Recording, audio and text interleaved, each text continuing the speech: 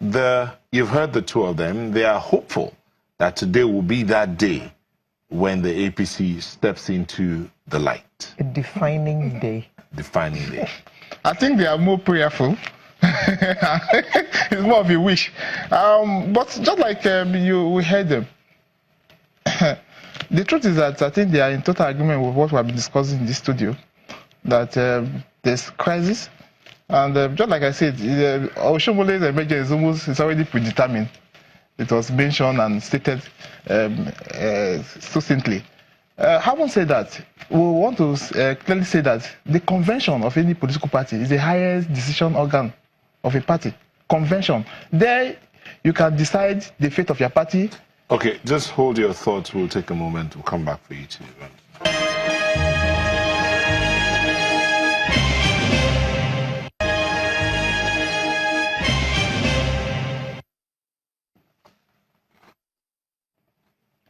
Welcome back. Now, we still have Mr. Leonard Anyango.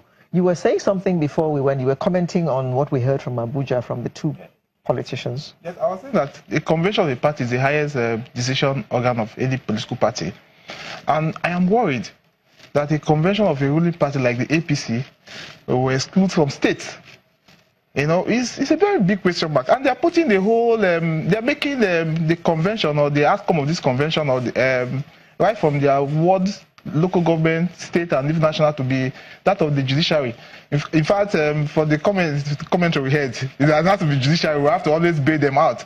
And there's an intriguing aspect that they follow the guidelines. If you follow the guidelines, we shouldn't have problem. And that's how they power congresses, because I find it difficult to say that they follow the guidelines. If you follow the guidelines is very clear. It's stated, it's unambiguous. If you follow the guidelines, we shouldn't have problem. But I know that, just like I said earlier on, that APC as a party is finding it very difficult to reinvent itself, to come to the fact that they are now in government. I think they are not quite ready for governance, with the greatest respect. I say that with all sense of responsibility, because if you have interests that has come together to give you victory, you should carry this interest along.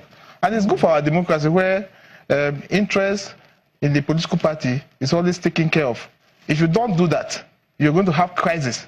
And then, of course, you always run back to the judiciary. Because what I'm seeing is that it will be a court-sanctioned outcome of conventions, both at the local government, the ward, and all that. And that shouldn't be the case. I get the feeling and impression that what you're saying is that between the PDP and the APC, there isn't much difference. Of course, you are seeing something like NPDP in APC. Forget the NPDP. So, but I on the lighter note, and seriously, I think that with the greatest respect, I'm very neutral here, that the PDP seems to be more with a reform party.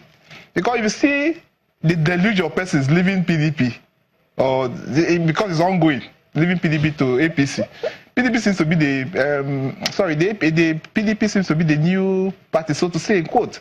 Because we have young minds that have stayed behind. All the big wigs in PDP, most big wigs are now in the APC. So what's the difference? It's just like 5 and 6. But Leonard, you know that if PDP takes power back at the next elections, for instance, that there's going to be an influx again. People are going to be moving back. Just like, because the manifestos, there isn't any difference from one from the other. So we can just flow freely from one to the other and flow back. Atiku has been in both parties. He's back in PDP, isn't he? Or is he forming a new party? I don't.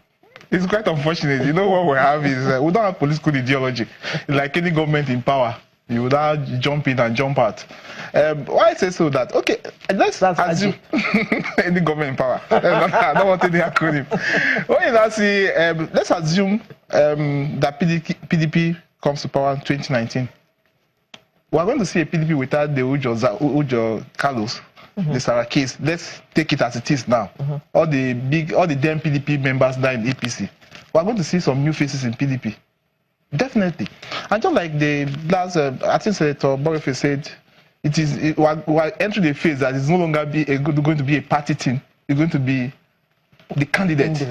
Individual. Yes. We've seen that played out in Osun State, Senator Adeleke and all that. It's going to be individual, no longer party thing. And if we do that, then of course we should advocate for independent candidacy. That will serve us a lot, because that is one of the recommendations of the last conference, which have not seen the light of the day. When you talk about the All Progressives Congress now, yes, we're talking about this because it's their convention today. The PDP had theirs some time back. The other parties that we know, there are over 60 political parties in this country. We almost always end up talking about just the two of them, two major ones. But there are other parties.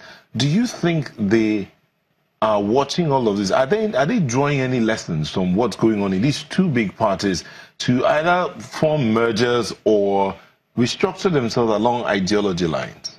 You know, let me quote from what Senator Kami said. He said, the larger the party, the larger the problem. So if your party is manageable, you have a manageable problem. I won't say that. I think the other parties, with the greater respect, I think they are more organized. Maybe because they are small, or they are not, the outreach is not as, or they have not seen power, or they have not tested power at the central. So the catch is that, okay, let's follow the rules. But I won't say that. I think we need to follow the guidelines. There are party guidelines. We have rules and convention. You see, laws without sanctions, laws without implementation is not law.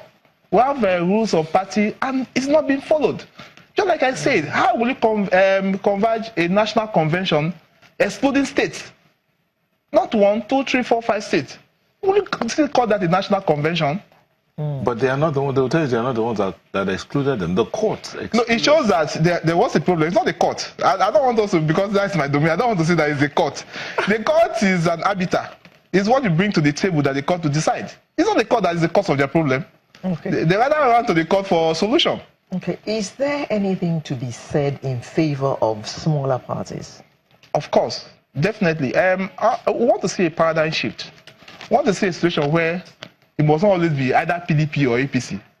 Just like you want the others in the mix. Of course, but the are they organizing themselves enough to come into the mix? They are not. That is the unfortunate thing. They are not. We have not seen those kind of zeal, because they are rather waiting for people that will not have their way in either PDP or APC to come out. And then, of course, we're going to see that a lot. When you lose primary in either PDP or APC, you're going to run to any of those parties, and then, of course, emerge as candidate automatically. Yeah. So we've not gotten to that level yet. It's still, we're almost practicing a two-party state with the greater respect to other parties. When we keep hearing this phrase, we've not gotten to that level, one begins to wonder, but we are registering the parties. Is it a crime, or is it that it's not possible for these other parties to win at the state levels, to win local government elections or even state elections? Why is it always about the national? What about the state? Exactly. I think it has to do with our electoral system. Our political system is quite expensive. Our electoral system or our mindset? Our mindset. It's a combination of all. You know, we believe, in fact, in some states, if once you emerge a candidate in a particular political party, it's a done deal. It is believed. Look, I come from Yashen Yala local government, and I tell you that in my ward, you don't see anything. Either you see only PDP or APC. You interview any person there and call any other party, say they will ask you which one is that one. So they are not on ground. So if you are not on ground and politics is localized, how do you win the election? They are not in the communities. They are not in the local government. Some are not even in the state. But some politicians have been talking about our electoral system. So what is wrong with you having a totally local party? I don't want to play on the national platform. I don't want to go for president. I just want to play in this little space. Local government, state. We want to produce the governor of this state. That's all we're interested in. What's wrong with that? What's wrong with that? And I totally support that kind of position. I believe that, look, for instance, if I'm strong, or you are strong in your community, and your community believe in you and all that, you should be able to produce at least a councillor. But we have this bandwagon effect that we want to be connected to the government, the government at the state level, or the government at the government in Abuja. That's the kind of mindset. That's what I say it has to do with our orientation. And of course, I want to see that when you are getting funds in INEC, it should be free. We should, because finance is part of the problem too. One of the biggest problems. Thank you very much. We've been speaking with a lawyer, Barrister Leonard Ayogo, legal practitioner and legal luminary. Thank you for joining us. Sunrise will be back in a moment. Please don't go away.